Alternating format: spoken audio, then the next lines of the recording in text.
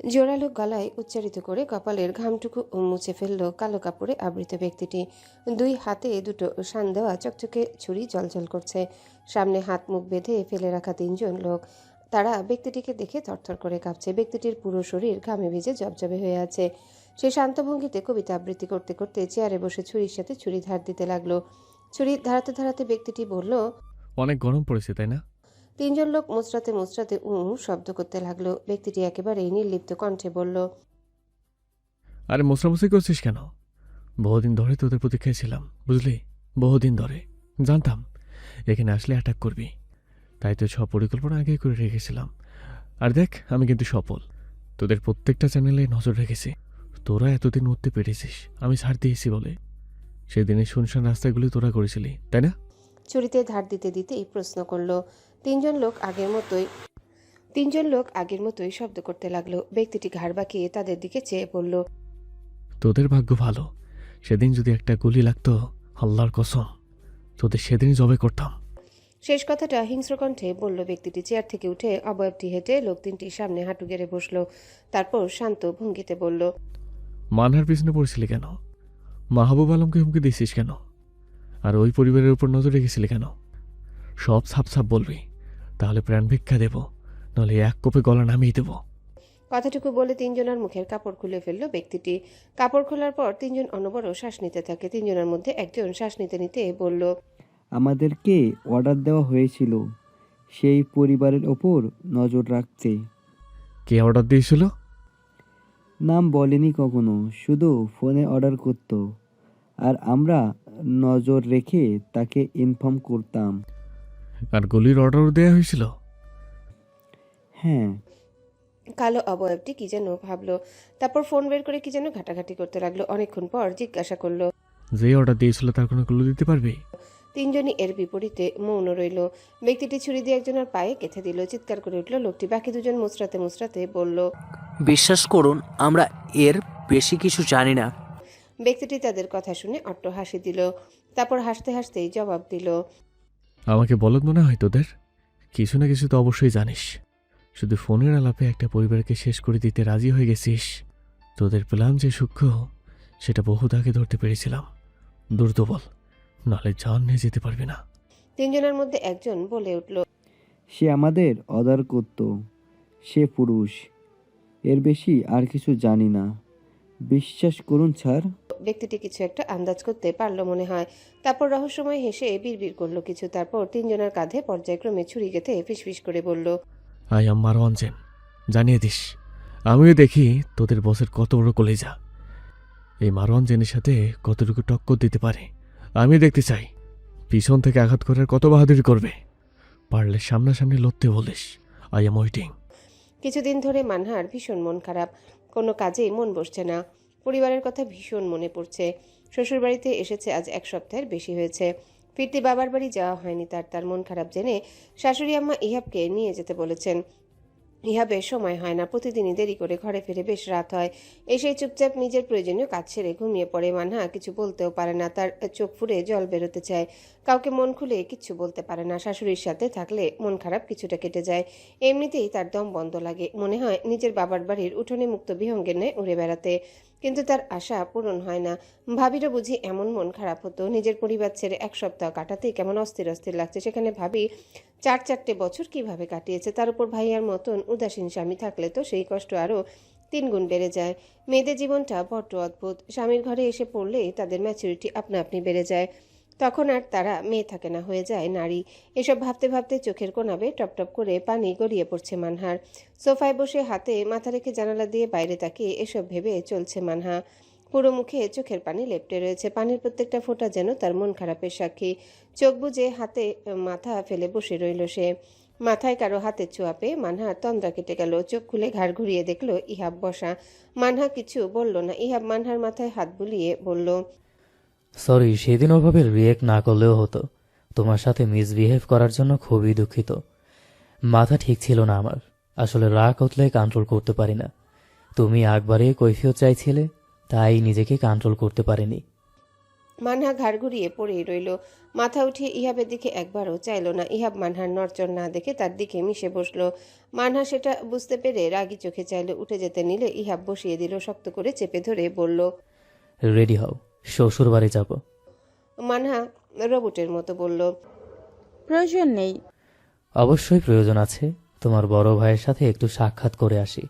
শুনলাম এখনো নাকি ঢাকায় যায়নি, তাই ভাবলাম একটু সালাম টালাম দিয়ে আসি এই বউয়ের বড় ভাই ব্রাদারকে।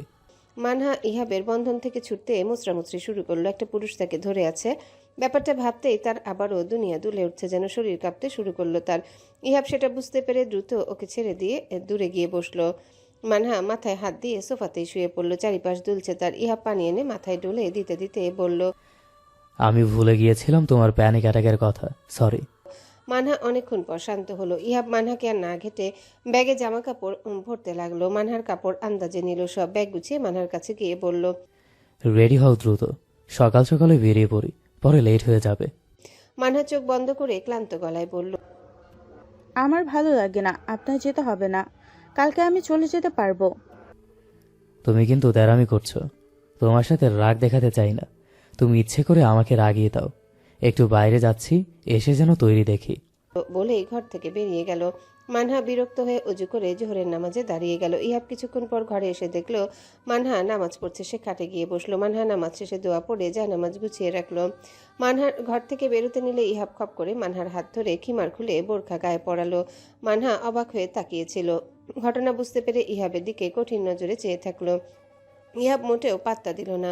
মুখ গম্ভীর করে বোরখার বোতাম লাগিয়ে দিল। মানহা বলল। আমার আম্মুর সাথে কথা ছিল। আপনাকে আগ বাড়িয়ে পাকনামি করতে কে বলেছে? আম্মুর সাথে আমি কথা বলেছি। তোমার আবার কিসের কথা? যাও নিকাব পরো। মানহা খিটমিট করতে করতে নিকাব পরে ঘর থেকে বেরিয়ে শাশুড়ির ঘরের সামনে এসে দাঁড়ালো। মানহা মনে প্রাণে চাচ্ছে যেন শ্বশুর রুমে না থাকে। রুমের দরজায় টোকা দিয়ে দাঁড়িয়ে রইল। একটু পর ইমতিয়াজ ভুইয়া দরজা খুলে দিল। দরজার সামনে বোরখা পরিহিত কাউকে দেখে বলল। কে? মানহা শ্বশুরকে দেখে গুটিয়ে গিয়ে মিনমিন করে বলল। আব্বু, আমি। ইমতিয়াজ ভুইয়া গম্ভীর কণ্ঠে বললেন। কি চাই? মানহা ইতস্তত করতে করতে বলল। আম্মুকে। ঘুমাচ্ছে। ইমতিয়াজ ভুইয়া দেখলেন মানহা যাচ্ছে না, চুপচাপ দাঁড়িয়ে আছে, যেন কিছু বলতে চায়। তিনি কিছুটা নরম স্বরে বললেন। কিছু বলবে? হ্যাঁ, ওই একটু বাবার বাড়িতে যাচ্ছি। শুনেছি ইহাব বলে গেছে। যাও, বেশি দিন থেকো না। তোমরা চলে গেলে পুরো বাড়ি ফাঁকা হয়ে যাবে। তোমার আম্মু একা একা বোরিং ফিল করবে। মানহা ঘাড় কাত করে সম্মতি জানিয়ে চলে গেল। ইমতিয়াজ ভুইয়া দরজা আটকে দিলেন। বাবার বাড়ির সামনে গাড়ি থামলে মানহার চোখ মুখ উজ্জ্বল হয়ে গেল। সারাটা রাস্তায় কখন বাড়িতে পৌঁছাবে সেটাই ভেবেছে। ইহাব গাড়ি থেকে নেমে মানহার দরজা খুলে দিল। মাহাদি মাহফুজ বোনের আসার সংবাদ পেয়েছে, তাই গেট খুলে দাঁড়িয়েছিল। যদিও ইহাবের আসার কথায় তারা নারাজ, তবুও বোন জামাইকে তো আপ্যায়ন করতেই হবে। মানহা ভাইদের দেখে দৌড়ে জড়িয়ে ধরল। মাহাদি মাহফুজও ছোট বোনকে আগলে নিল। মাহফুজ ইহাবের সাথে কুশলাদি বিনিময় করে মিষ্টি ফলমূলের প্যাকেট নিয়ে ঘরে ঢুকলো। মাহাদি কিছুই বলল না, বোনকে নিয়ে ভেতরে চলে গেল। ইহাব সেটা দেখে বলল। কত বড় অকৃতজ্ঞ, আমার জিনিসপাতি নিয়ে চলে গেছে। বউ আমার, মিষ্টি আমার, অথচ আমারই কোনো কদর নাই। মারোয়ান ঘেমে নিয়ে কোথা থেকে যেন আসলো। নিশাত পুকুরে নাহওয়ানের জামা কাপড় ধুচ্ছিল। এটা তাদের নিজস্ব পুকুর, চারিপাশে পর্দা টানানো। বাড়ির মেয়েরা এখানে গোসল করে। নিশাত বিয়ের আগে এখানে গোসল করতো। মনোযোগ দিয়ে সাবান মেখে জামা কাপড় রগড়াচ্ছিল। হঠাৎ পাশে ভারী কিছু পড়ার আওয়াজে ভীষণ ভয় পেয়ে গেছে বেচারি। এই ভর দুপুরে কে পড়লো? নিশাত লাহাউলা ওয়ালা কুয়াতা পড়তে লাগলো। মারওয়ান অনেকক্ষণ ডুব দিয়ে রইল, তারপর মাথা উঠিয়ে নিশাতের দিকে তাকিয়ে চোখ মারল। নিশাত তা দেখে পাশে পড়া আম গাছের ডাল ফিক্কা মারল। মারওয়ান হেসে আবারও ডুব দিল। নিশাত পুকুরের সিঁড়ির আরও কিছুটা নিচে নেমে জামা ধুতে লাগলো। পায়ের অর্ধেক পর্যন্ত পানি এখন তার। বলে ছেলের শেষ জামাটা মুচড়ে রেখে ধুয়ে যেই উঠতে নিল, অমনি তার পা ধরে টেনে পুকুরে ফেললো মারওয়ান। নিশাত চিৎকার দিয়ে পানির নিচে ডুবে গেল। মাথায় পেঁচানো ওড়না খুলে গেল তার। আচমকা পানিতে পড়ায় সে এত পরিমাণে ভয় পেয়েছে যে তৎক্ষণাৎ সাঁতার দিয়ে উপরে উঠতে পারল না। মারওয়ান ডুব দিয়ে নিশাতকে ধরে উপরে উঠালো। নিশাত মুখ দিয়ে জোরে জোরে শ্বাস নিতে থাকলো। মারওয়ান নিশাতকে ধরেই আছে। নিশাত কিছুটা স্বাভাবিক হয়ে মারওয়ানের দিকে রেগে তাকিয়ে বলল। পাগল নাকি আপনি? আক্কেল বুদ্ধি সব খুইয়ে ফেলেছেন? আমি গোসল করেছি একবার, আবারও পানিতে ফেলেন কেন আপনি? গোসল করতে? একা একা গোসল করতে ইচ্ছে করছিল না, তাই ভাবলাম তোমাকে নিয়ে করি। আমরা তো কখনো একসাথে গোসল করিনি, তাই আজকে করে দেখতে চাচ্ছিলাম কেমন অভিজ্ঞতা হয়। নিশাত বলল। আমার ওড়না খুঁজে আনুন। আজকে খবর আছে আপনার। আমি এই ভেজা জামা পরে কিভাবে যাব ঘরে? আপনি কি দিন দিন ছোট হচ্ছেন? মারওয়ান নিষাদকে ছেড়ে সাঁতরাতে বলল, এমন ভাব করতেছে যেন পর্ণের সাথে গোসল করছি। স্বামী স্ত্রী একসাথে গোসল করে সুন্নত, ভুলে গেছো? আর আমাদের দুজনেরও জামা কাপড় নিয়ে আসছি। খুব মহৎ কাজ করেছেন। দ্রুত ওড়না এনে দিন আমায়। ওড়না হারালে আপনাকে ছাড়বো না কিন্তু আমি। আমার পছন্দের জামার ওড়না এটা। মারওয়ান আর কিছু না বলে ডুব দিল। নিষাদ বুক পর্যন্ত পানিতে ভেসে আছে, তার খোপা করা চুল পানিতে ছড়িয়ে ছিটিয়ে ঢেউ খেলে আছে। নিষাদের চুল অনেক বড়, তাই বেশিরভাগ সময় সে খোপা করে রাখে। চুল শুকাতে অনেক সময় লাগে তার, তাই একদিন পরপর চুল ভিজায়। আজকে 2বার ভিজালো। এই চুল কখন শুকাবে কে জানে। মারওয়ান ডুব দিয়ে উঠে বলল, লিলিপুট চলো সাঁতার প্রতিযোগিতা করি। নিষাদ চোখ মুখ শক্ত করে বলল। কোনো দরকার নেই, আমার ওড়না দিন। মারওয়ান কৌতুক করে বলল, ওড়না পাবে একটা শর্তে, যদি আমার সাথে রেস করো। আপনি কি আসলেই পাগল হয়ে গেছেন? বিবাহিত এক বাচ্চার মা হয়ে এখন পুকুরে দাপাদাপি বাড়াবো? মানে লজ্জা না হয় আপনার নাই? আমারও কি নেই ভেবেছেন আপনি? মারওয়ান ভ্রু নাচিয়ে বলল, ভয় পেলে নাকি লিলিপুট? আসলে বিবাহিত টিভি তো ফ্যাক্ট না। ফ্যাক্ট হলো তুমি আমার সাথে সাঁতার কোনোদিনও জিততে পারবে না, তাই ভয়ে লেজ গুটিয়ে পালাচ্ছ। সবই বুঝি আমি। নিষাদের প্রচন্ড বিরক্ত লাগছে সামনের পুরুষটিকে। এই লোকটা বুঝতে চায় না কেন কেউ যদি তাকে এখন দেখে ফেলে তাহলে কি ভাববে। একটা বিবাহিত মেয়ের এরকম দাপাদাপি করাটা গ্রামের মানুষ ভালো চোখে দেখে না। এই লোককে এসব কে বুঝাবে? মারওয়ান নিষাদের চোখের ভাষা যেন বুঝলো, তাই বলল, এই দুপুরে কেউ আসবে না। তুমি যদি দেরি করো তাহলে তোমারই কথা শুনতে হবে। তাই কেউ আসার আগে দ্রুত সাঁতার কাটিয়ে ফেলি। আসো। নিষাদ কড়া গলায় বলল, এত বড় চুল নিয়ে আমি সাঁতার দিব? কেন? তুমি আগে সাঁতার দেওনি কখনো? দিয়েছি, তবে খোপা করে না হয় চুল পেঁচিয়ে যায় শরীরের সাথে। মারওয়ান সাঁতরে নিষাদের কাছে এসে চুলগুলো একত্র করে কোনো রকম খোপার মতো বেঁধে দিল। তারপর নিষাদকে নিয়ে একটা সীমানায় গেল। মারওয়ান বলল, ওই পারে যে আগে যেতে পারবে সে জয়ী। যদি আমি জয়ী হই তাহলে কাছে রেঁধে খাওয়াতে হবে, আর যদি তুমি জয়ী হও তাহলে তুমি যা চাইবে তাই দেবো আমি।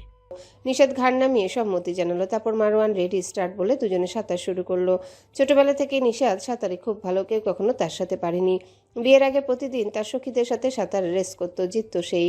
পড়ে যাওয়ার আগে তার চুল খুলে গেল, তারপর ওগুলো শরীরের সাথে পেঁচিয়ে তার গতিবিধি রোধ করলো।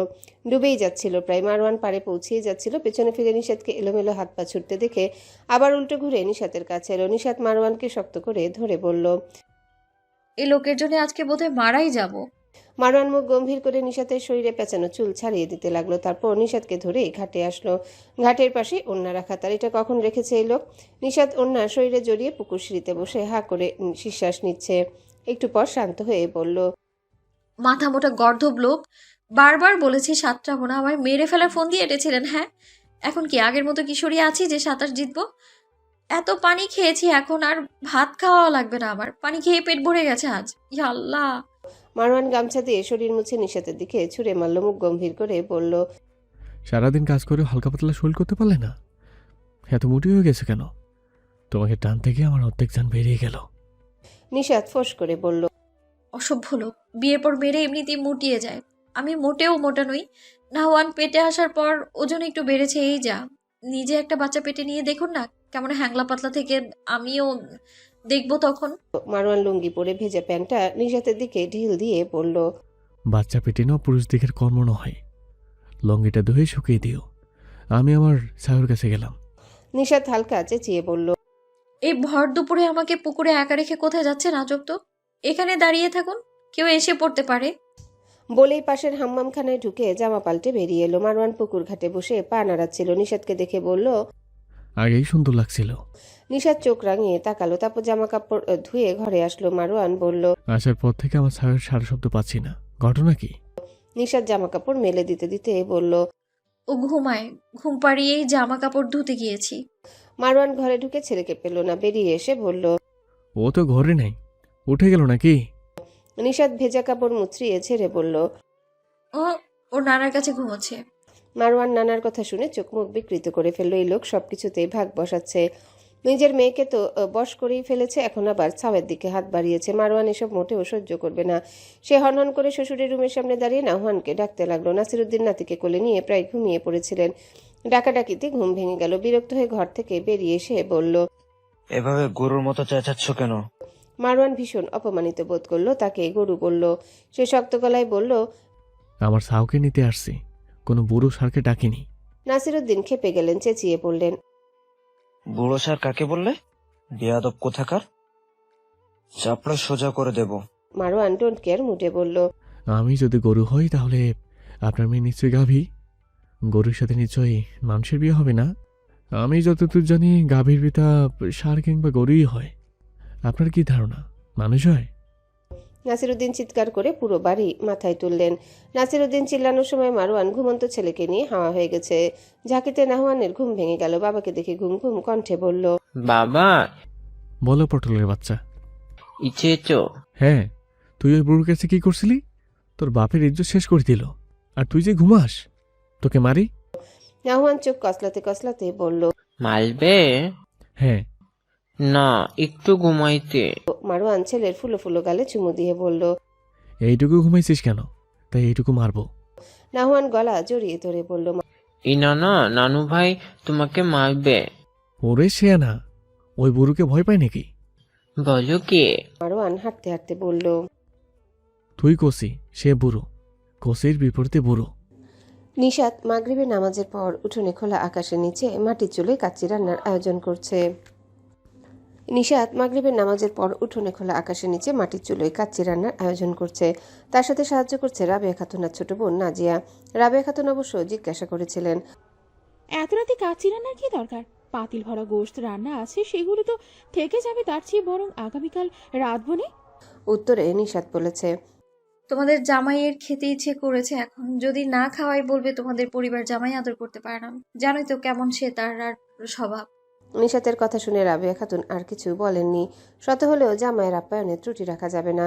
নিশাত বিকেলের দিকে নাসিরুদ্দিনকে 1.5 কেজির মতো খাসির গোস্ত আনতে বলেছিল, সাথে কাঁচা পেঁপে আর কাচ্চির মশলা। নাসিরুদ্দিন মেয়ের কথা অনুযায়ী 1.5 কেজির বদলে 3 কেজি খাসির গোস্ত সাথে প্রয়োজনীয় জিনিসপত্র এনে দিয়েছেন। তার ধারণা মেয়ের খেতে ইচ্ছা করছে, তাই বেশি করে এনেছেন। নাতিটাও খাবে। এই কয়দিনে বুঝেছেন তার নাতি গোস্ত খুব পছন্দ করে। নিশাত বিকেলে গোস্ত ম্যারিনেট করে রেখে দিয়েছিল, এখন শুধু রান্নাটা বাকি। মারওয়ান সেই বিকেলে কোথায় যেন বেরিয়েছে, এখনো আসার নামগন্ধ নেই। নিশাত বেশি মাথা ঘামায়নি। এ লোক কোথায় যায়, কোথা থেকে আসে, তাকে কিছুই জানায় না। এটা আর নতুন কি, এখন অভ্যস্ত হয়ে গেছে সে। নাহওয়ান খালামনির কোলে বসে মায়ের রান্না দেখছে। নাজিয়া ভাগ্নেকে কোলে নিয়ে টুপটাপ আদর করছে আর চিপস খাচ্ছে। নাহওয়ানের হাতেও চিপস চকলেট। নাহওয়ান মাথা ঘুরিয়ে খালামনির দিকে তাকিয়ে বলল, মনে। নাজিয়া এই আদুরে ডাক শুনে ভাগ্নের গালে আবারও টপাটপ চুমু বসিয়ে বলল, জি আব্বা, বলেন। নাহওয়ান মেরিনেট করা খাসির গোস্তের দিকে আঙ্গুল তুলে বলল, একটু গোস্ত খাবো। নাজিয়া হাসতে হাসতে বলল, কাঁচা গোস্ত খাবেন? কাঁচা গোস্ত কি? যেটা রান্না হয়নি সেটাকে কাঁচা গোস্ত বলে। নাহওয়ান কান চুলকে বলল, খাবো। নাজিয়া হাসতে হাসতে ভাগ্নের ফুলো ফুলো গালে চুমু খেতেই থাকলো। নাহওয়ান খালামুনিকে হাত দিয়ে সরিয়ে দিতে চাইলো কয়েকবার, কিন্তু পারল না। পরে না পারতে চিৎকার করে কেঁদে উঠল। নিশাত মাটির চুলোয় লাকড়ি ঠেলে পেঁয়াজ বেরেস্তা করছিল। এর মধ্যে ছেলের কান্নার শব্দে সেদিকে তাকালো, বলল, কি হয়েছে? নাহওয়ান মায়ের কণ্ঠ শুনে হাত বাড়িয়ে বলল, মাই কোলে কোলে। এখন না আব্বা, মা রান্না করছি না, মনি কোলে বসেন, রান্না শেষ হলে নেব। নাহওয়ান মায়ের কথা শুনে কান্নার গতি আরো বাড়িয়ে দিল। নাজিয়ার ঠোঁট তার গাল থেকে সরানোর চেষ্টা করতে করতে বলল, মা তোমায়, উফ, দূর হ। নাজিয়া এবার হাসতে হাসতে মরেই যাবে মনে হয়। এত কিউট কেন হবে একটা বাচ্চা? মাশাল্লাহ, আল্লাহ তাআলা তার বোনকে একটা জাদুর বাক্স দিয়েছেন, যার চেহারার দিকে তাকালে, কথা শুনলে মনটা তৃপ্তিতে ভরে ওঠে। মনে চাই সারাক্ষণ কেবল বাচ্চাটার মুখের দিকে চেয়ে থাকতে, না হলে সারাদিন কণ্ঠে চড়ুই পাখির মতো কিচিরমিচির শব্দ শুনতে। মাশাল্লাহ, নজর না লাগুক। বড় আপু মনে হয় জাদুর বাক্সের জন্য এই সংসারটা ছেড়ে আসতে পারেনি। নাজিয়া ভাগ্নের গালে ঠোঁট চেপেই রাখলো। নাহওয়ান শেষে পরাজিত ভঙ্গিতে চিপস খেতে লাগলো। সে বুঝে গেছে এই চুম্বুকের হাত থেকে তাকে বাঁচাতে কেউ আসবে না, তাই কাঁদো কাঁদো ভঙ্গিতে চিপস খাচ্ছে। ওদিকে নাজিয়া এখনো গালে ঠোঁট চেপে আছে। এর মধ্যে মারওয়ানকে গেট দিয়ে ঢুকতে দেখা গেল। উঠোনে এত আয়োজন দেখে ভ্রু কুচকে তাকিয়ে রইল সে। নাহওয়ান বাবাকে দেখে একেবারে ঠোঁট ভেঙে কাঁদতে শুরু করলো। ছেলের কান্না শুনে মারওয়ানের ভাবনা ছেদ ঘটলো। নাজিয়া দুলাভাইকে দেখে নাহওয়ানকে ছেড়ে দিল।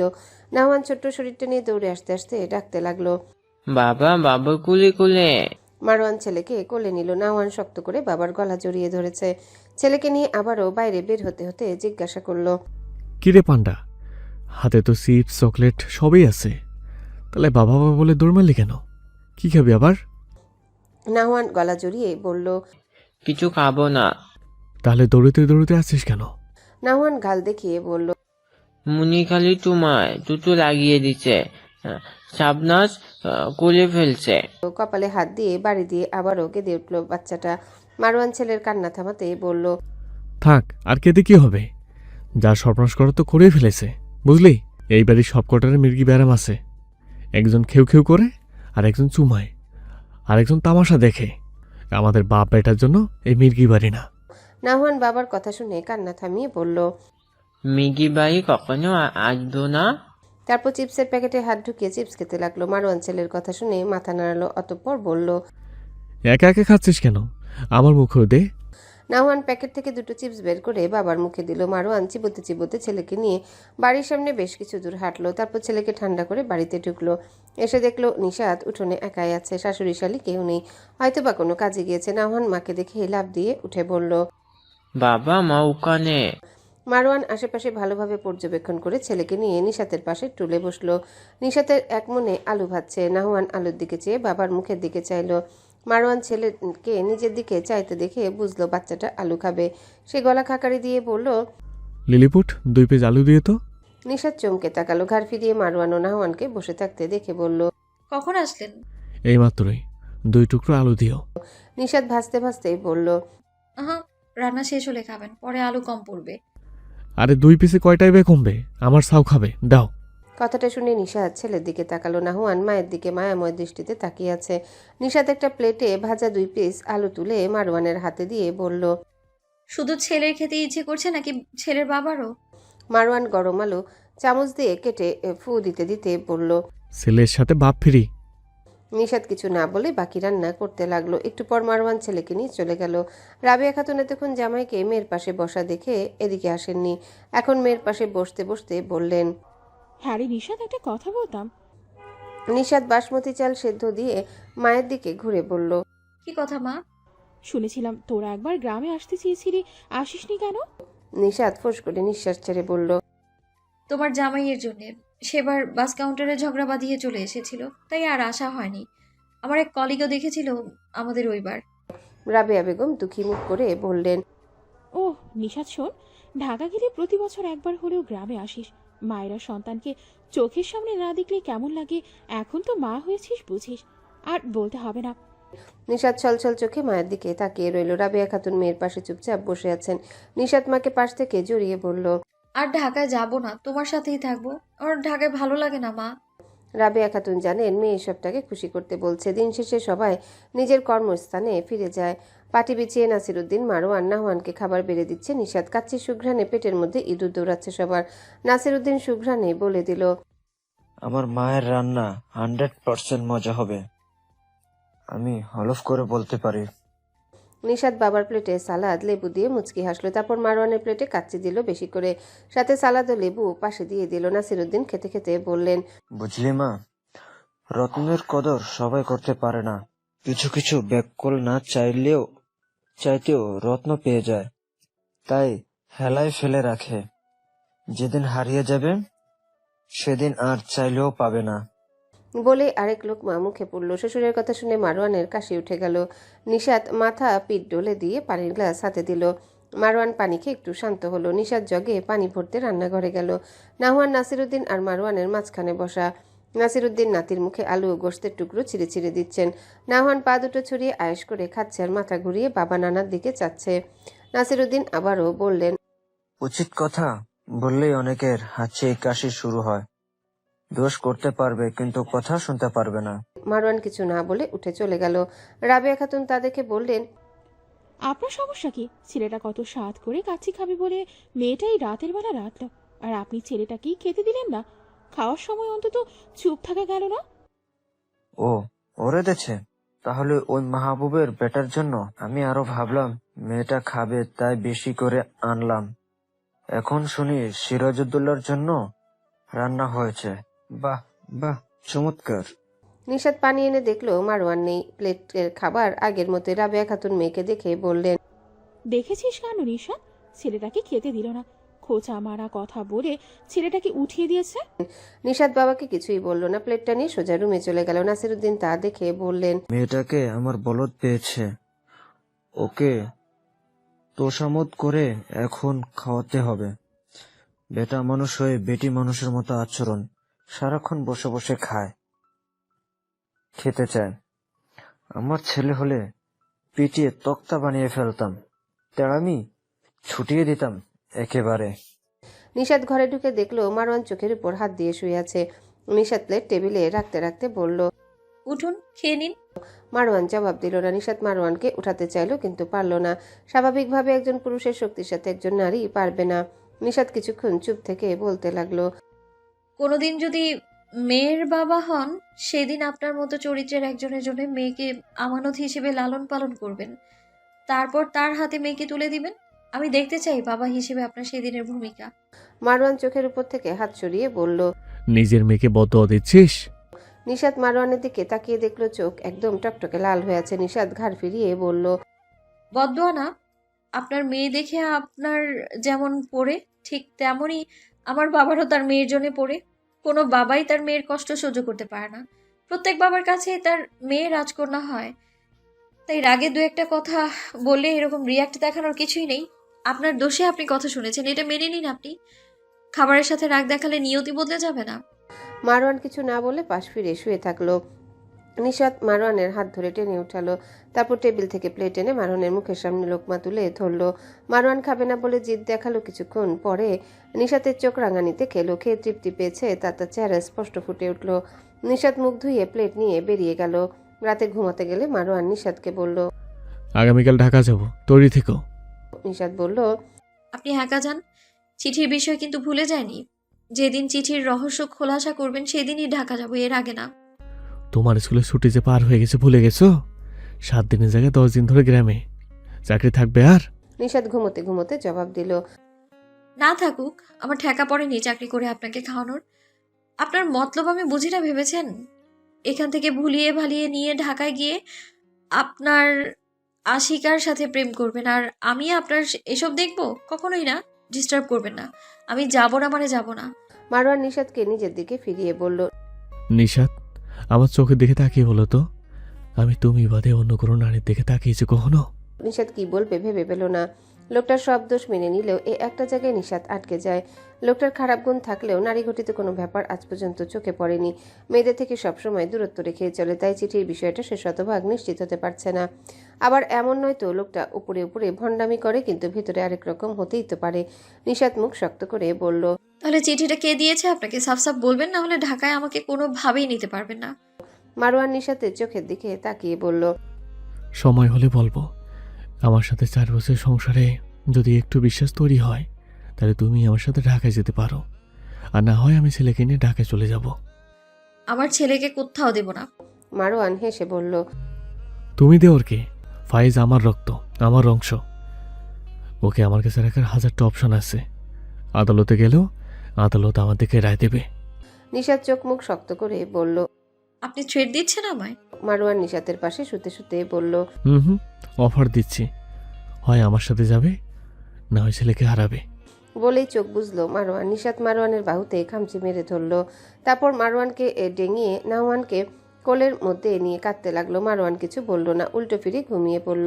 এদিকে নিশাত ছেলের ঘুমন্ত মুখের দিকে তাকিয়ে বলল, তোকে আমি কোথাও যেতে দেবো না নাহওয়ান, তুই আমার কাছেই থাকবি। তুই শুধু মায়ের ছেলে। ঘুমের মধ্যে ঝাঁকি লাগায় নাহওয়ান ঘুমিয়ে ঘুমিয়েই বলল, বাবা বাবা। নিশাত কথা বন্ধ হয়ে গেল। চোখের পানি চোখের কোনা বেয়ে পড়তে লাগলো। মারওয়ান নিশাতের ঘাড়ের উপর দিয়ে মুখ নিয়ে হেসে উঠে বলল, দেখলে ছেলে কি বলল, বাপকা বেটা। এই কথা শুনে নিশাত মারওয়ানকে ধাক্কা দিয়ে নিজের উপর থেকে সরালো। কঠিন ভঙ্গিতে ছেলেকে ছেড়ে বালিশে কাঁথা দিয়ে নিচে ঘুমিয়ে পড়ল। মারওয়ান হাসতে হাসতে নাহওয়ানের ফুলো গালে চুমু দিয়ে বলল, তোমার মা রাগ করেছে রে পান্ডা। নাহওয়ান ঘুমের মধ্যে বাবার একটা আঙ্গুল ধরে অস্পষ্ট স্বরে বলল, মা বাবা।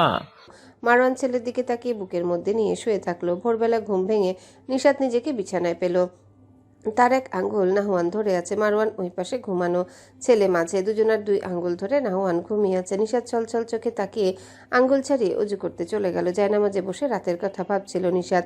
রাতে মারওয়ান স্কুলের কথা তুললেও নিশাত স্কুলের বিষয়ে নির্লিপ্ত ছিল, কারণ সে স্কুলের প্রিন্সিপালকে ফোন দিয়ে 7 দিনের দিনেই ছুটি আরও কয়েকদিন বাড়িয়ে নিয়েছে। প্রিন্সিপাল রাজি হচ্ছিলেন না, কিন্তু নিশাতের কিছু সমস্যা হয়েছে শুনে না চাইতেও ছুটি দিয়েছেন। তবে বেশি দেরি করলে বেতনের টাকা কেটে রাখবেন বলেও জানিয়ে দিয়েছেন তিনি। নিশাত সাই জানিয়েছে।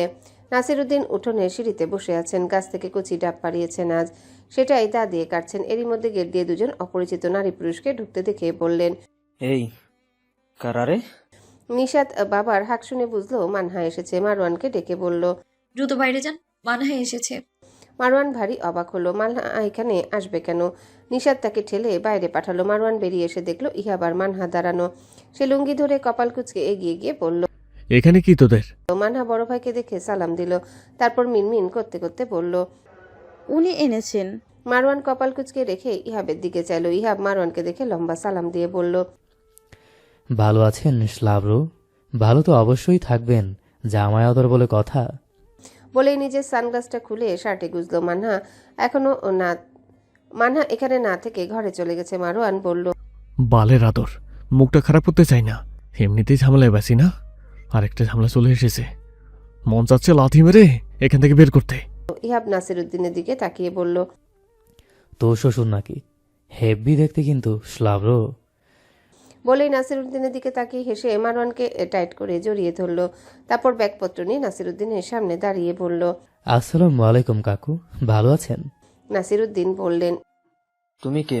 ইহাব মারওয়ানকে দেখিয়ে বলল, আপনার জামাইয়ের জানে জিগার আর তার একমাত্র বোনের হাজবেন্ড। এটুকু বলে পরক্ষণে আবার বলল, কাকু থাকবো কোথায়? এতবার কাকু বলায় নাসিরুদ্দিন বেজায় বিরক্ত হলেন। উঠে দ্রুত মেহমান ঘর দেখিয়ে দিয়ে আবার উঠোনে বসলো।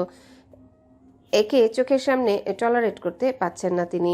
মারওয়ান ঘরে যেতে যেতে শুনল নাসিরুদ্দিন বলছেন, একটা দিয়ে হচ্ছিল না, এখন আরেকটা নমুনা জুটেছে। দুটো একই ক্যারেক্টারের মনে হচ্ছে। 2 নম্বর জিনিস, চাহনির মধ্যেই চোর চোর ভাব স্পষ্ট।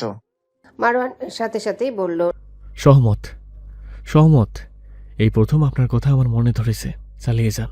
নাসিরুদ্দিন ভেবাচাকা খেয়ে মারওয়ানের যাওয়ার দিকে তাকিয়ে রইলেন। কি হলো এটা?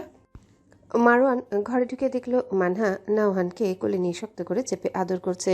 নিশাত তার ভালো মন্দ খবর নিচ্ছে। মারওয়ান গলা উঁচিয়ে বলল, তোদেরকে এই বাড়িতে আসতে কি বলেছে? এত মাতব্বরি করিস কেন? না জানি হুট করে যে চলে আসলি, বিষয়টা বাজে দেখায় না? এমনিতেই এই বাড়ির লোকজন অন্যরকম, এখন তোরা উঠে এসে জুড়ে বসলি। বিশ্রী একটা ব্যাপার না? এই বেয়াদবটা না হয় আক্কেল বুদ্ধি নেই, তোরও কি ওর সাথে থাকতে থাকতে সব চলে গেছে নাকি? মানহা বড় ভাইয়ের কঠিন কথা শুনে ছলছল চোখে ভাইয়ের দিকে চাইল।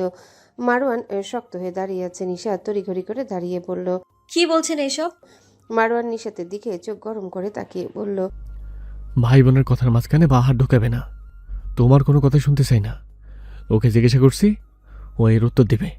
কথাটুকু বলে ঘাড় ঘুরিয়ে মানহার দিকে চেয়ে বলল, কেন এসেছিস না জানি, এটা কি তোর মামার বাড়ি মনে করে এসেছিস? লিসেন, এই বাড়ি তোর কিচ্ছু লাগে না, না মানে না। আমারও কিছু লাগে না, জাস্ট তোর ভাবির বাড়ি। আমার তোর কিংবা তোর আহমক জামাইয়ের কিচ্ছু না। তাই ঢ্যাং ঢ্যাং করে চলে আসার আগে আমাকে জিজ্ঞাসা করা উচিত ছিল নিশ্চয়।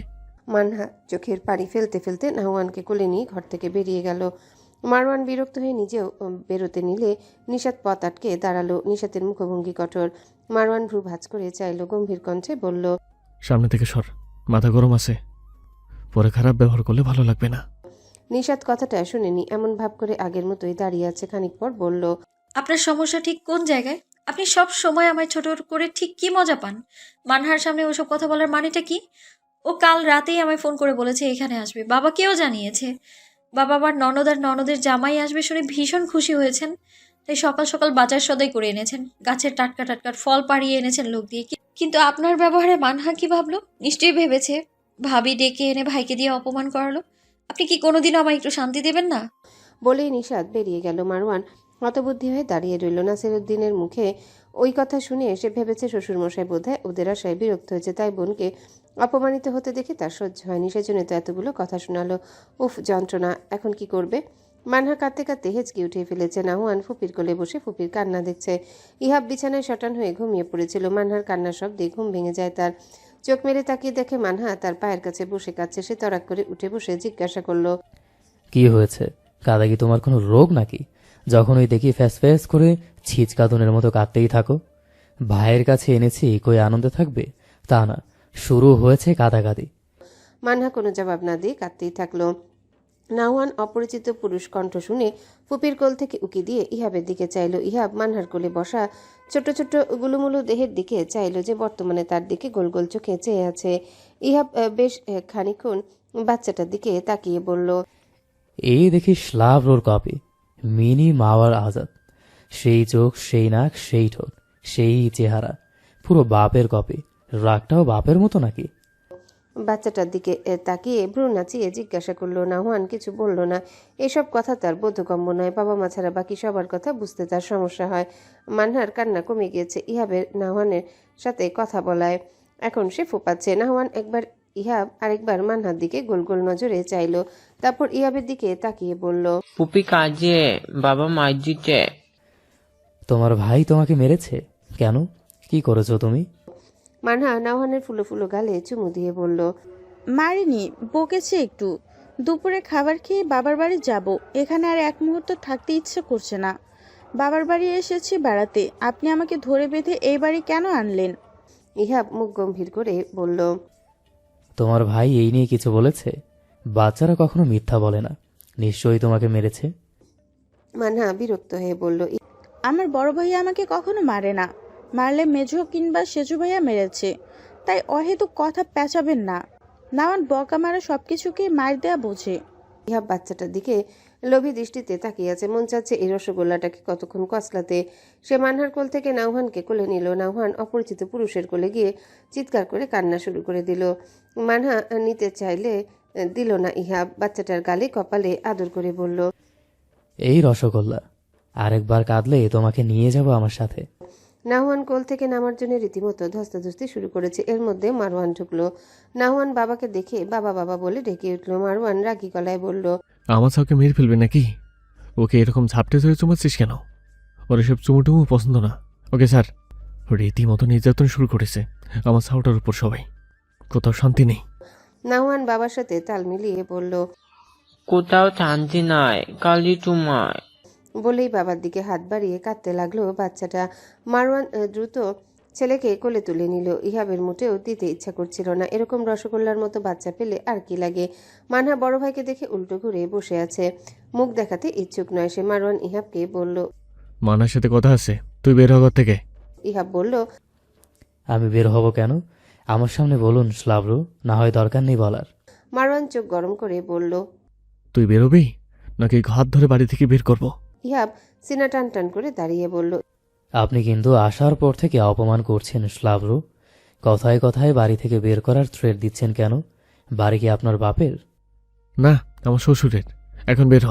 ইহাব হামি দিতে দিতে বলল, যাচ্ছি যাচ্ছি, শুধু মুখটা ধোয়ার দরকার তাই যাচ্ছি, না হলে যেতাম না। এই রসগোল্লা যাবে আমার সাথে?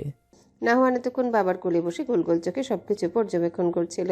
ইহাবের কথা শুনে আতকে উঠে বাবার গলা শক্ত করে জড়িয়ে ধরল। ইহাব তা দেখে বলল, যা বাবা, ওকে তো শুধু আদরই করেছি, এরকম আতকে উঠলো কেন? মারওয়ান ছেলেকে বুকে চেপে দাঁত কিরমির করতে করতে বলল, এইটুকু বাচ্চাও বুঝে গেছে তুই সুবিধার না। ইহাব আফসোসের সুরে শীষ বাজাতে বাজাতে বের হতে হতে বলে উঠল, এই দুনিয়ায় তালবাহানা বুঝলাম না এক রত্তি। ইহাব বেরিয়ে যেতে মারওয়ান বোনের পাশে বসলো। মানহা এখনো ঘাড় ঘুরিয়ে আছে, ভাইয়ের দিকে তাকাচ্ছে না। মারওয়ান চকারান্ত শব্দ করে রসকসীন গলায় গড়গড় করে বলল, শোন, উল্টোপাল্টা কথা বলে ফেলেছি, রাগ করিস না। মানহা মুখ ঘুরিয়েই রাখলো। মারওয়ান আশপাশ পর্যবেক্ষণ করে 2 টাকা দামের একটা চকলেট বোনের দিকে বাড়িয়ে বলল, নেখা, অর্ধেক ভেঙে তোর ভাতিজিকে দিস। মানহা চকলেটের দিকে তাকিয়ে ভাইয়ের মুখের দিকে চাইলো, তারপর আবার মুখ ঘুরিয়ে নিল। মারওয়ান তা দেখে বলল, আরে রাগ কমবে কিসে? আমি তো রাগটা ভাঙতে পারি না, বল। আচ্ছা ঠিক আছে, আয় 3 জন মিলে খাই। দাঁড়া, চকলেটটা ভাঙে। বলেই চকলেটের প্যাকেট কামড়ে 3 টুকরো করলো। টুকরো 3টে ছোট বড় হয়েছে, ব্যাপার না। মারওয়ান ছেলেকে 1 টুকরো খাইয়ে 1 টুকরো বোনের মুখের সামনে ধরলো। মানহা মুখ ঘুরিয়ে নিতে গেলে মারওয়ান ঘাট ধরে মুখে ঢুকিয়ে দিল। মানহা এবার কেঁদে দিল। মারওয়ান বোনের মাথা বুকে টেনে আদর করে বলল, থাক থাক, আর দিস না। ভাইয়া অমন একটু একটু বকে, তুই তো আমার কাছে ননের মতোই। মানহা ভাইকে জাপটে ধরে কাঁদতে কাঁদতে অভিমানী গলায় বলল, আমাকে তোমার একটু মনে পড়ে না ভাইয়া? একটু খোঁজও তো কখনো নেও না, খালি সবসময় বকো। মারওয়ান বোনের মাথায় হাত বুলিয়ে দিতে দিতে বলল, মনে সবসময় পড়ে। কচু পড়ে মনে পড়লে বুঝি খোঁজ নিতে না? আমার মানুষের সাথে হালকা পেছাল পাতে ভালো লাগে না, আর খোঁজ নিলেই বুঝি মনে পড়ে, তা বোঝা যায়। মানহা নাক টানতে টানতে বলল, হুম। আচ্ছা বাদ দে, চকলেটের টুকরোটা খাইয়ে দে তো দেখি। মানহা চকলেটের টুকরো ভাইয়ের মুখে ঢুকিয়ে দিল। মারওয়ান মুখে নিয়ে চিবুতে চিবুতে বলল, আয়, তোর ভাবির কাছে যাবি, হেব্বি রেগে আছে আমার উপর। মানহা চোখের পানি মুছে ভাইয়ের সাথে বেরিয়ে গেল। মারওয়ান ঘর থেকে বেরোতেই দেখল ইহাব নাসিরউদ্দিনের সাথে ঠ্যাং ছড়িয়ে দিয়ে গল্পগুজব শুরু করেছে। নাসিরউদ্দিনের মুখটা কুঁচকে রেখেছেন, বোঝা যাচ্ছে ইহাবের কথায় সাংঘাতিক বিরক্ত হচ্ছে। ইহাব প্রত্যেকটা কথার আগে এত জোরে কাক্কু বলছে যেন পুরো মহল্লা শুনতে পাবে। নাসিরউদ্দিন একটা ডাব কেটে ইহাবের হাতে দিলেন। ইহাব ডাব উঁচু করে ঢকঢক করে পানি চালান করতে লাগলো পেটে। নাহওয়ান কোলে নিয়ে মারওয়ানকে দাঁড়িয়ে থাকতে দেখে নাসিরউদ্দিন বললেন, আসেন নানু ভাই। নাহওয়ান কান ডলে বাবার দিকে চাইল। মারওয়ান বলল, যাবি? ওখানে দুটো রাক্ষস আছে, গেলেই চুমাবে। নাহওয়ান জোরে না বলে উঠল। নাসিরউদ্দিন বললেন, কি হলো, চিৎকার দিল কেন? মারওয়ান বলল, ও যাবে না তাই। নাসিরউদ্দিন চোখ ছোট ছোট করে বললেন, নিশ্চয় তুমি কিছু বলেছ, না হলে আসবে না কেন আমার ভাই? মারওয়ান চোখ মুখ শক্ত করে ছেলেকে কোল থেকে নামিয়ে বাইরের উদ্দেশ্যে হাঁটা দিল। নাহওয়ান দাঁড়িয়ে কান ডলতে লাগলো। তারপর বাবাকে চলে যেতে দেখে নিজেও দৌড় লাগাতে নিল। তার আগে নাসিরউদ্দিন নাতিকে কোলে তুলে নিলেন। তারপর কাটা ডাবের ভিতর পাইপ দিয়ে নাতির মুখে দিলেন। নাহওয়ান বুদবুদ শব্দ করে পাইপ টানতে লাগলো। ইহাব ডাবের পানি শেষ করে বাইরে হাঁটা দিল। মারওয়ান দাঁড়া। ডাক শুনে বিরক্তিতে মুখ কুচকে গেল। মারওয়ানের কোনো উত্তর দিল না, চুপচাপ লুঙ্গি ধরে হাঁটতে লাগলো। ইহাব দৌড়ে তার পাশে দাঁড়িয়ে বলল, তোর সাথে জরুরি কথা আছে, দাঁড়াতে বললাম না? বিশ্বাসঘাতকের সাথে আমার কোনো কথাই নেই, এটা আমার বাড়ি না, কোনো সিনক্রেট করবি না। ইহাব মারওয়ানের পথ রোধ করে বলল, আমার কথা না শুনে তোকে যেতে দিব না আমি, জরুরি দেখেই এখানে আসা। মারওয়ান ইহাবকে ধাক্কা দিয়ে সরিয়ে বলল, তোর বালের পেশাল শোনার আমার টাইম নেই।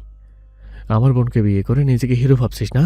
শুধুমাত্র বোনের জামাই দেখে সহ্য করছি, নাহলে এতদিন হঠাৎই লেগে যেত রে। আমার চোখে ত্রিসীমানায় তুই পড়িস না, নাহলে খুনে খুনি হয়ে যাবে। মারওয়ান হেঁটে সামনে এগোতে নিলে ইহাব বলল, এত চেতার কি হলো? কোনো কথাই তো তোকে বলা যায় না, গরম তেলে পানি পড়ার মতো সব সময় ছ্যাদ করে উঠিস। মাহবুব আঙ্কেল তোকে কিছু বলেনি?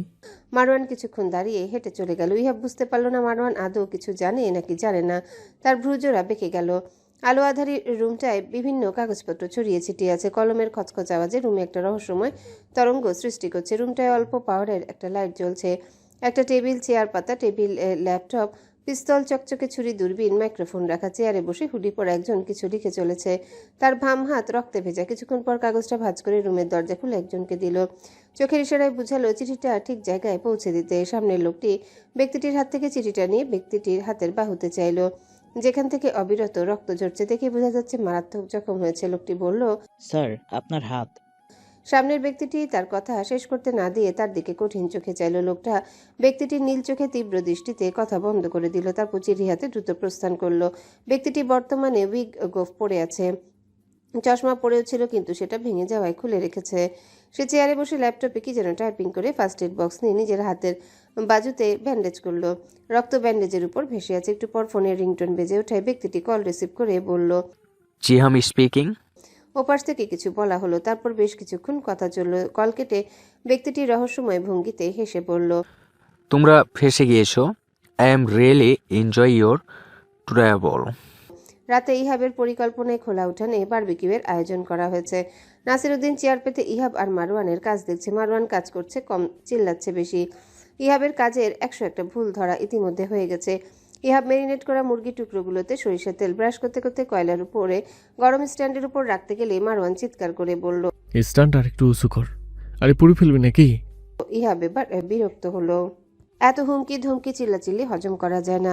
সে দাঁড়িয়ে মারওয়ানের হাতে মুরগির বোল ধরিয়ে বলল, এত যখন বুঝিস তুই কর। মারওয়ান ভ্যাপাচাকা খেয়ে গেল। সে তো এসব কাজ পারে না। শ্বশুরকে দেখানোর জন্য একটু হাক ডাক দিয়েছে, কিন্তু ইহাব যে ডিরেক্টর হাতে বোল ধরিয়ে দিবে তা তো বোঝেনি। মারওয়ানকে দাঁড়িয়ে থাকতে দেখে নাসিরউদ্দিন বিরক্ত হয়ে বললেন, দাঁড়িয়ে আছো কেন? ছেলেটাকে তো কাজ করতে দাওনি, 101টা ভুল ধরেছ। এবার নিজে করে খাওয়াও, আমরাও দেখি তোমার কেরামতি। চিল্লাচিল্লি, ঘুম আর খাওয়া বাদে তুমি আর কি পারো? আমাদেরও তো দেখা উচিত। মারওয়ান বেশ অপমানিত বোধ করলো কথাটায়। তাই আগে কিরমির করতে করতে গরম স্ট্যান্ডের উপর মুরগি টুকরো দিতে নিলে স্ট্যান্ডের গরম শেক লাগে। মারওয়ান টু শব্দ না করে শুয়ে গেল। একে একে সবগুলো দিয়ে উঠে গিয়ে কলে হাত ভিজালো। কিছুক্ষণ হাত ভিজিয়ে গিয়ে দেখলো ইহাব মুরগি উল্টে দিচ্ছে। তাই আর সেখানে না গিয়ে ঘরে চলে গেল। নিশাত আর মানহা ঘরে বসে গল্প করছিল। মারওয়ানকে ঢুকতে দেখে মানহা বেরিয়ে গেল। তার পিছনে নিশাতও বের হয়ে গেল। ওই লোকের সাথে কোনো কথা বলার ইচ্ছে তার নেই। সকালের পর একটা কথাও বলেনি নিশাত। নাসিরউদ্দিন নিশাতকে দেখে বললেন, তোর জামাই তো বারবিকিউ করতে গিয়ে নিজেই বারবিকিউ হয়ে গেছে। নিশাত তা দেখে বলল, কেন, কি হয়েছে? হাত পুড়ে ফেলেছে। নিশাতের ভ্রু কুঁচকে গেল। হাতে এভাবে দাগ হয়েছে কি করে? মারওয়ান কিছুই বলল না। নিশাত আবারও জিজ্ঞাসা করায় বলল, এমনি। নিশাত হাত ধরে দেখলো জায়গাটা অনেকখানি পুড়ে গেছে। নিশাত বলল, পুরলো কি করে? স্ট্যান্ডে মুরগি দিতে গিয়ে। আপনি দিতে গেছেন কেন? যেটা পারেন না সেটা করতে গিয়েছেন কেন আপনি? মারওয়ান কোনো কথা বলল না। নিশাত পোড়া জায়গায় মলম দিয়ে দিল। ভোরের নির্মল হাওয়ায় নিশাত, মানহা ও নাজিয়া হাঁটতে বেরিয়ে পড়েছে। চারিপাশে এখনো আলো ফোটেনি। ফজর পড়ে পুরনো ভিটা দেখানোর উদ্দেশ্যে ননদকে নিয়ে বেরিয়ে পড়েছে নিশাত। মানহা অনেক আনন্দিত ভাবিদের আগের বাড়ি দেখবে বলে। নিশাত মাটির রাস্তায় হাঁটতে হাঁটতে আশেপাশ দেখাতে দেখাতে এগিয়ে যাচ্ছে। বিভিন্ন গাছগাছালি, বুনো ফুল, লতাপাতা যুক্ত মেঠোপথ পেরিয়ে তারা পৌঁছল নিশাতদের আগের ভিটায়, যেখানে বর্তমানে বিভিন্ন শাকসবজি চাষ করা হয়। নাজিয়া বড় বোনের কথায় ঝাঁপিয়ে এনেছিল একটা শাকসবজি হলে তুলে নেওয়ার জন্যে। তারা গল্প করতে করতে শাকসবজি তুলল। নিশাত শাক তুলতে তুলতে মুচকি হেসে মানহাকে উদ্দেশ্য করে বলল, ঘরের বেড়াকে রেখে আসা খারাপ লাগছে নাকি নতুন বউ? মানহা চমকে ভাবির দিকে চাইল। নাজিয়া একটু দূরে সবজি উঠাচ্ছে। মানহা লজ্জা পেল ভাবির কথায়, বলল, খারাপ লাগবে কেন? এই যে স্বামীকে রেখে একা একাই হাঁটতে বেরিয়েছো, তাই। শত হোক, নতুন নতুন সবারই মনে স্বামী বিয়ে ফ্যান্টাসি থাকে। বিয়ের 1 বছর পর ফ্যান্টাসি বার্নটাসিতে রূপ নেয়। মানহা অবুঝ সুরে বলল, বার্নটা সে কি? বার্ন মানে পোড়া জ্বালা। আর বাকিটুকু আর না বলি, তুমিই না হয় বুঝে নাও। বলেই মুচকি এসে কাজে কাজে মনোযোগ দিল। মানহা ভাবির কথায় চিন্তায় পড়ে গেল। আসলে বিয়ে নিয়ে তার এমনিতেই ভীতির শেষ নেই। ছোট থেকে বিয়েকে সে ভীষণ ভয় পায়। প্রায় সবার মুখে শুনেছে, দেখেছে শ্বশুরবাড়ি অন্যরকম হয়। প্রথম প্রথম ভালো ব্যবহার করলেও পরবর্তীতে তাদের আসল খোলস উন্মোচিত হয়। ধীরে ধীরে শুরু হয় বইয়ের প্রতি মানসিক টর্চার। স্বামীও নাকি যা ইচ্ছে তাই ব্যবহার করে। সারাদিন পর কাজ করে এসে কোনো পুরুষে সাংসারিক ক্যাচাল শুনতে পছন্দ করে না। তারপর শুরু হয় ঝগড়া, মারধর, বিচার, সালিশ, ডিভোর্স। ভাইয়াও তো ভাবির সাথে ঠিক আচরণ করে না। ভাবির ইনকামে সংসারটা চলে। পরবর্তীতে ইহাবু কি এমন হয়ে যাবে? মানহার ভাবতে পারল না। তার গা ঝাঁকুনি দিয়ে উঠছে। নিশাত মানহার দিকে তাকিয়ে দেখলো মানহা কাঁপছে। সে দ্রুত মানহাকে ধরল। নিশাত বলল, কি হলো তোমার? মানহা হাঁপাতে হাঁপাতে বলল, নিশাত ভাবি, আমার প্যানিক অ্যাটাক আছে। মানহার এই রোগ সম্পর্কে অবগত নয়। সে উদ্বিগ্ন হয়ে মানহার মাথা ডলে দিতে লাগলো। নাজিয়াও কাজ ফেলে ছুটে এসেছে। নিশাত নাজিয়াকে দেখে বলল, একটু পানি আন নাজি। নাজিয়া বোনের কথা এক ছুটে পানি আনতে চলে গেল। নিশাত মানহার মাথায় হাত বুলিয়ে দিতে দিতে বলল, আমাকে মাফ করো বোন, তুমি কি আমার কথায় অ্যাটাকের শিকার হয়েছো? ভাবি জড়িয়ে ধরে আস্তে আস্তে একটু শান্ত হলো মানহা। তারপর আস্তে বলল, না, আমার বিয়ে ভীতি আছে ছোট থেকেই, তাই ওসব ভেবে কাঁপুনি দিয়েছে গায়ে। নিশাত মানহার ওড়নার উপর দিয়ে মাথা ডলতে থাকলো। তারপর ধীর কণ্ঠে বলল, তোমার শ্বশুরবাড়ির লোকজন ভালো নয় মানহা, সত্যি বলবে। নিশাতের কথা শুনে মানহা দ্রুততার সহিত বলতে লাগলো, অনেক ভালো, বিশেষ করে আমার শাশুড়ি। অনেক ভালো, বিশেষ করে আমার শাশুড়ি আম্মু এত চমৎকার একজন ব্যক্তিত্বের মানুষ, তুমি দেখলে অবাক হতে বাধ্য হবে ভাবি। এই মানুষটার সাথে থাকলে এত ভালো লাগে কি বলবো। আমার তো শাশুড়ি আম্মুর সাথে সারাক্ষণ কাটাতে ইচ্ছে করে। আমার জীবনে এরকম চমৎকার ব্যক্তির নারী আমি খুব কম দেখেছি। একজন তুমি, আরেকজন আমার শাশুড়ি। তোমাদেরকে চোখ বন্ধ করে আমি 100-তে 100 দিব। মানহা নিশাতের কোলের মধ্যে আরেকটু গুটিয়ে বলল। নিশাত মানহার মাথায় হাত বুলাতে বুলাতে বলল, তাহলে প্যানিক অ্যাটাক করছো কেন? ওই শয়তান মনের মধ্যে কত কুচিন্তা এনে দেয়, ওইসব ভেবেই আর কি। আলহামদুলিল্লাহ, এখন ঠিক আছি। নিশাত আলহামদুলিল্লাহ পড়ল। নাজিয়া পানি এনেছে দূরের টিউবওয়েল থেকে, তাই দেরি হয়েছে। মানহা বিসমিল্লাহ বলে পানি 3বারে খেলো। মানহাকে বিশ্রাম নিতে বলে তারা বাকি কাজ করলো। তারপর চারিদিকে একেবারে ফকফকা পরিষ্কার হয়ে এলে বাড়ির দিকে রওনা হলো সবাই। বাড়িতে ঢুকতেই দেখলো রাবেয়া খাতুন সকালের নাস্তার জন্য লাকড়ি নিয়ে রান্নাঘরে যাচ্ছে। নিশাতকে দেখে বললেন, ঘোরা শেষ? নিশাত মায়ের হাতে ঝাঁপি তুলে দিয়ে বলল, ঘোড়া আর কি, এখান থেকে ওখানে দেখো কত সবজি হয়েছে। কতদিন যাও না ও বাড়িতে? রাবেয়া খাতুন ঝাঁপি নিয়ে রান্নাঘরের দাওয়ায় রাখলেন, বললেন, বেশ, অনেকদিন হয়েছে যাওয়া পড়ে না, তাই তো কাল তোকে বললাম তোর ননদকে নিয়ে যেতে। একটু ঘোরাও হলো, সাথে সবজি টবজি পেলে নিয়ে আসা হলো। নিশাত আর কিছু না বলে পুকুরে মুখ ধুতে চলে গেল। মানহা নাজিয়াও মুখ ধুয়ে ঘরে চলে গেল। নিশাত ঘরে ঢুকে অবাক হলো। মারওয়ান, নাওহান কেউ নেই ঘরে। নিশাত ঘর থেকে বেরিয়ে রান্নাঘরে গিয়ে বলল, মা, তোমার জামাই আর নাতি কই? বাইরে গিয়েছে সবাই, তোর বাবাই নিয়ে গেল তোর জামাই আর ননদের জামাইকে। জামাই যেতে চাচ্ছিল না, তোর বাবা ধমকে টমকে নিয়ে গেল। নিশাত অবাক হয়েছে। মারওয়ানকে জোর করেও কেউ কোনো কাজ করতে পারে না যতক্ষণ না তার মর্জি হয়। আজকে বাবার ধমকেই চলে গেল, কাহিনী কি? যাই হোক, বেশি কিছু না ভেবে মায়ের হাতে হাতে কাজ করে দিতে লাগলো। বেশ বেলা করে মারওয়ান, ইহাব আর নাসিরুদ্দিন বাড়িতে আসলেন। মারওয়ান মুখ একেবারে বিদঘুটে হয়ে আছে। ইহাবের কোলে নাহওয়ান জুস খাচ্ছে। মারওয়ান মুখ গম্ভীর করে ঘরে চলে গেল। ইহাবও ঘরে গেল। নাসিরুদ্দিন নিশাতের হাতে প্যাকেট দিয়ে বললেন, এখানে তোর আর তোর ননদের কিছু জামা আছে, তুই নিজের হাতে দিস মেয়েটাকে।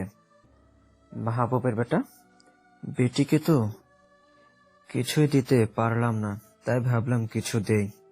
নিশাত খুশি হয়ে নিল। ব্যাগগুলো নিয়ে ঘরে চলে গেল। ঢুকে মারওয়ানকে শোয়া দেখলো, বলল, কি হয়েছে? মারওয়ান কপালের উপর থেকে হাত সরিয়ে বলল, ঢাকা যাওয়ার টিকিট কেটেছি, সব কিছু গোছগাছ করে নাও। নিশাত অবাক হয়ে বলল, হঠাৎ ঢাকা যাওয়ার টিকিট কেটেছেন কেন? তা জেনে তোমার কাছ কি? স্কুলের সেক্রেটারি গিয়ে হাতে চাও? কতদিন হয়েছে এখানে এসেছি, হিসাব আছে? বাড়িওয়ালা ফোন দিয়েছিল ভাড়ার জন্য, আর তোমার বাবা আর আমার বাবা দুজনে যাবেন আমাদের সাথে। নিশাত অবাক হয়েই বলল, বাবা আব্বা দুজনেই যাবেন? আপনি মিথ্যে বলছেন নাকি? না, বিশ্বাস না হলে তোমার বাবাকে জিজ্ঞাসা করো। নিশাত ঘরের মধ্যে পড়ে গেল যেন। উফ মা, কেঁদো না তো। এই মহিলা মানুষের কাজ খালি ফেস ফেস করা, যেখানে মহিলা সেখানে কান্নাকাটি। এত কাতার কি হলো? মরে তো যায়নি, বেশি যেহেতু আছে আবারও আসবো, তাও দয়া করে কান্না থামাও। খুব ত্যক্ত বিরক্ত হয়ে কথাটা বলল মারওয়ান। ছেলের কথা শুনে মাইমুনা বেগমের কান্না আরো বেড়ে গেল। মাকে কিছু বলতে না পেরে মারওয়ান এবার নিশাতের দিকে তাকিয়ে চোখ রাঙিয়ে বলল, বাপ সাথে যাচ্ছে না? বাপ সাথে যাচ্ছে না?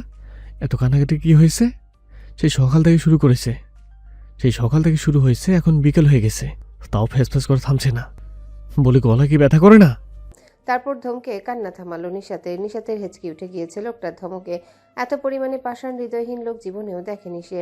কান্নাও নাকি কারো বিরক্ত লাগতে পারে। একটু মন খুলে কাঁদতেও দিল না। পাথর একটা। মারওয়ান যখন তাদের ধমকাচ্ছিল, ইহাব তখন কোত্থেকে দৌড়ে এসে নাওহানকে জড়িয়ে ধরে চিল্লিয়ে কান্নার ভঙ্গিতে বলল, রসগোল্লাটাকে ঠিক মতো খেতেও দিল না আমাকে। এখন লোভ দেখিয়ে এই রসগোল্লাকে নিয়ে গেল, আমি বাঁচব কি করে? এই রসগোল্লা আমার কাছে থাকবে। বলে আবারও কান্নার ভঙ্গি শুরু। নাওহান ভয় অবাক দুটোই হয়েছিল। বাবার দিকে তাকিয়ে কাঁদো কাঁদো গলায় বলল, বাবা, পুপু কাঁদে। মারওয়ান রেগে ফায়ার হয়ে ইহাবকে ধাক্কিয়ে সরিয়ে বলল, এই বেটি, ঢং করিস কিসের জন্য? চুপ কর, নাহলে থাপড়ে চুপ করাবো। ইহাব মুহূর্তের মাঝে থেমে গিয়ে অবাক হয়ে বলল, বেরি? কে বেরি? মারওয়ান কিরমির করতে করতে বলল, কেন, নিজেকে বেড়া ভাবিস নাকি? ইহাব নিরীহ গলায় বলল, তো কি ভাববো? আমি তো বেড়াই। Any doubt? তুই বেড়া বেড়ি কোনটাই না, তুই হলি বাল। বালের ঘ্যান ঘ্যান শুরু করে দিয়েছে বেডিকো মতো। ইহাব মুখ গম্ভীর করে বলল। মুখ খারাপ করিস কেন? মারওয়ান নির্লিপ্ত কণ্ঠে বলল, 100 বার করব, আর আমার সাথে যতবার কথা বলতে আসবি ততবার করব। যদি নিজের প্রেস্টিজ নিয়ে থাকতে চাস তাহলে আমার সামনে পড়বি না, পড়লে আমার মুখ খারাপ হবে আর তোরে গড়াতে ইচ্ছে করবে। Be careful. বিকেল 5টা। বাসের মধ্যে বসে আছে নিশাত, মারওয়ান, নাহওয়ান, মাহবুব আলম এবং নাসিরুদ্দিন। নিশাতের বিশ্বাস হচ্ছে না সে ঢাকা যাচ্ছে। মাকে ছেড়ে আসতে কলিজা ছিঁড়ে আসছিল। সকালে নাস্তা করে বাবাকে সাথে নিয়ে শ্বশুরবাড়ি চলে এসেছিল। শাশুড়ির সাথে দেখা করে গোছগাছ করে নিয়েছে সে। মা এবং শাশুড়ি দুজনেই রান্না করে দিয়েছেন। বিভিন্ন শাকসবজি, ফল, পিঠা দুই মাই দিয়ে দিয়েছেন। এত কিছু বহন করা কষ্টসাধ্য হয়ে যাচ্ছিল, তবুও নিতে হয়েছে, নাহলে কষ্ট পাবেন তারা। মা আর শাশুড়ি কান্নায় নিশাত ভেঙে পড়ছিল বারবার। মাকে আবার কতদিন পর দেখবে এই ভেবে কাঁদতে কাঁদতে গলা বসে গেছে নিশাতের।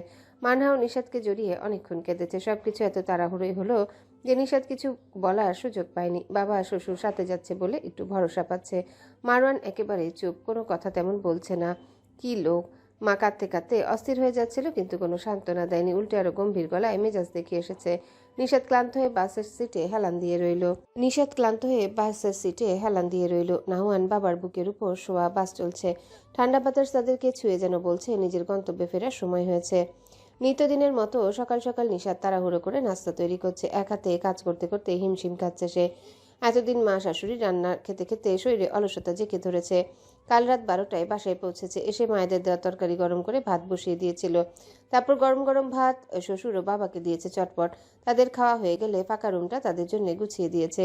বেচারি কাজ করতে করতে হাঁপিয়ে গিয়েছিল। রাত 3টার এই সব কাজ থেকে ইস্তফা নিতে পেরেছিল সে। রাতে দেরি করে ঘুমানোর জন্য উঠতে কষ্ট হচ্ছিল। তবুও ফজরের নামাজ পড়ে রান্নাঘরে চলে এসেছে। ঘরে বাবা শ্বশুর আছেন, তাদেরকে তো নাস্তা দিতে হবে time to time. Mahbub Alam ও নাসিরউদ্দিন মসজিদ থেকে এসেছেন অনেকক্ষণ হয়। নিশাত চা বিস্কুট দিয়ে গেছে তাদের। দুই বন্ধু সারা রাত গল্প করে কাটিয়েছেন। এখনো চা খেতে খেতে গল্প করছেন। চা শেষ হলে মাহবুব আলম খালি চায়ের কাপ রান্নাঘরে রেখে আসার জন্য এলেন। এসে দেখলেন নিশাত ঘেমে অস্থির হয়ে রুটি বেলছে আর ভাজছে। তার ভীষণ মায়া লাগলো। ঢাকায় মেয়েটা সারাক্ষণ কাজ করতে করতে শেষ হয়ে যায়, আর ওই বেয়াদবটা নাক ডেকে ঘুমায়। বেয়াদব জন্ম দিয়েছে সে। তিনি বেসিনে চায়ের কাপ দুটো ধুতে লাগলেন। নিশাত তা দেখে দ্রুত এগিয়ে এসে বলল, আব্বা এসব কি করছেন? রাখুন রাখুন। মাহবুব আলম কাপ ধুতে ধুতে বললেন, ছেলেকে তো মানুষ করতে পারিনি, তাই নিজের না হয় কাজ করে কিছুটা পুষিয়ে দেই। তুমি বাকি কাজ করো মা। নিশাত বুঝলো বলেও লাভ হবে না। তিনি ঢাকা এলে নিশাতকে সবসময় কাজে সাহায্য করবেন, এটা তার অভ্যাস। তাই আর কথা না বাড়িয়ে রুটি বেলতে লাগলো নিশাত। মাহবুব আলম কাপ ধুয়ে রেখে দিলেন। তারপর নিশাতকে বললেন, দাও কয়টা রুটি ভেজে দেই। লাগবে না আব্বা, আপনি তো জানতো আমার হয়ে এসেছে। দেখুন আপনাদের নাস্তা দেবো আমি। মাহবুব আলম কোনো কথা শুনলেন না। রুটি একটা তাওয়ায় দিয়ে সেঁকতে সেঁকতে বললেন, এইমাত্র চা বিস্কুট খেয়েছি, এখন আবার কিসের নাস্তা? পরে খাবো। তুমি আস্তে আস্তে কাজ করো মা। নিশাতের চোখ ফুঁড়ে জল বেরোতে যায়। এত চমৎকার শ্বশুর শাশুড়ি তাকে দেওয়ার জন্য আল্লাহর কাছে লাখ লাখ শুকরিয়া জানায়। এত ভালো মানুষগুলোর ছেলে এমন হলো কেন সেটাই ভেবে পায় না নিশাত। সে আর কিছু না ভেবে আবারও রুটি বেলায় মনোযোগ দিল। এদিকে নাসিরউদ্দিন মাহবুব আলমকে আসতে না দেখে রুম থেকে বেরিয়ে রান্নাঘরে যেতে যেতে মেয়ে আর বন্ধুর গলা শুনতে পেলেন। তিনি চুপচাপ হেঁটে রান্নাঘরের দরজায় দাঁড়িয়ে দেখলেন নিশাত বলছে, আবার রুটি পুড়ে গেল তো। মাহবুব আলম দাঁত দিয়ে জিহবা কামড়ে হাই হাই করতে করতে রুটি নামালেন। এরপর মাহবুব আলম বললেন, বুঝলে বুড়ো হয়ে গেছি তো, তাই কোনো কাজ ঠিক মতো করতে পারি না। নিশাত মুচকি হেসে, তাই তো বললাম আমাকে দিন, আপনি রেস্ট করুন। আরে মেয়ের কাছে এইটুকু হেল্প করি। আব্বা হয়েছে কি এমনি এমনি? মানহা আর তুমি আমার কাছে সমান। ওকে যেমন একা একা কাজ করতে দেখলে খারাপ লাগে, তেমন তোমাকেও একা একা কাজ করতে দেখলে খারাপ লাগে। তুমি তো আমার কাছে তোমার বাবার আমানত মা। এই আমানতের খেয়াল রাখা আমার দায়িত্ব। বলল। কথাটা শুনে নাসিরউদ্দিন পিছন থেকে বললেন, আমানতটা তোর ছেলেকে দিয়েছিলাম আদর যত্ন করে রাখতে, অথচ সে নাক ডেকে ঘুমায়। আর আমার মেয়ে রান্না বান্না ইনকাম সব করে তাকে খাওয়ায়। দেখেছি তো মেয়ের বাসায় এসে কেমন যত্নে করে মেয়ের। ভেবেছিলাম রান্না বান্নায় অন্তত সাহায্য করবে, কিন্তু আমার ধারণা তো পুরোটাই ভুল। নিশাত বুঝলো বাবা রেগে যাচ্ছেন, তাই তাড়াহুড়ো করে বলল, না না বাবা, সে সাহায্য করে। কালকে জার্নি করে এসেছে তো, তাই সারা রাত ঘুমায়নি। সকালে একটু চোখ বুজেছে। তোমাদের জামাইয়ের ঠিক মতো ঘুম না হলে মাথা ব্যথা করে। জামাইয়ের সাফাই গাওয়া বন্ধ কর। জানি তো তুইও করেছিস। তুই সবার শেষে ঘুমাতে গিয়েছিস, আমি দেখিনি। ও তো খেয়ে নাক ডেকে ঘুমানো শুরু করেছে, আর তুই বলছিস সারা রাত ঘুমায়নি। ওর হয়ে একটা কথাও তোর মুখে শুনতে চাই। এসেছি তোর সংসার দেখতেই। ওর সব গতিবিধি দেখেই তো তোকে এবার সাথে করে নিয়ে যাব। শেষ সুযোগ এটা ওর। মাহবুব, তুইও কান খুলে শুনে রাখ। তোর ছেলেকে ঠিক হতে বল, না হলে বউ হারাবে বলে দিস। এবার আর কোনো ছাড় দেয়া হবে না। বলেই তিনি চলে গেলেন। নিশাত আর মাহবুব আলম হতাশ হলেন। তারপর সব কাজ দুই শ্বশুর বৌমা মিলে শেষ করলো। ঘুম থেকে উঠে নাস্তা খেয়ে আজ কিছু কাজ করে দিয়েছে মারওয়ান। কালকের জার্নি কাজে নিশাত ক্লান্ত হয়ে ঘুমিয়ে পড়েছিল, তাই মারওয়ান নিজে থেকে কাজ করেছে। নিশাত ঘুম থেকে উঠে দেখলো বাজার করা। নিশাত অবাক হয়ে গিয়েছিল। ঘরে কোনো বাজার ছিল না, যেহেতু বেশ কিছুদিন গ্রামে ছিল, তাই বাজার দেখে ভেবেছে মাহবুব আলম বাজার করে এনেছেন। কিন্তু যখন শুনলো মারওয়ান বাজার করেছে তখন একেবারেই বিস্মিত হয়ে গিয়েছিল। যাকে ধরে বেঁধেও বাজারে পাঠানো যায় না, সে বাজারে গিয়েছে, অবিশ্বাস্য। সে আর কিছু না ভেবে রান্নার জোগাড়ে লেগে গেল। নাসিরুদ্দিন নাহওয়ানকে উঁচু করে ধরে বললেন, ভাই, আপনি হিসি করে দিয়েছেন নানার কোলে? নাহওয়ান ঠোঁট ফুলিয়ে কান ডলে বলল, বাই হয়ে গেছে, একটু করছি, বেশি কালি নয়। নাসিরুদ্দিন হতাশ হয়ে বললেন, তাই বলে আমার সদ্য গোসল করা শরীরে একটু সিগন্যাল দিতেন। হ্যালো বন্ধুরা, পরবর্তী পার্ট খুব তাড়াতাড়ি আসবে, তো সবাই অপেক্ষায় থাকো। আর চ্যানেলটি যারা এখনো সাবস্ক্রাইব করোনি তারা পরবর্তী পার্ট দেখার জন্য চ্যানেলটি সাবস্ক্রাইব করে রেখো। ধন্যবাদ সবাইকে, আমাদের সাথেই থেকো।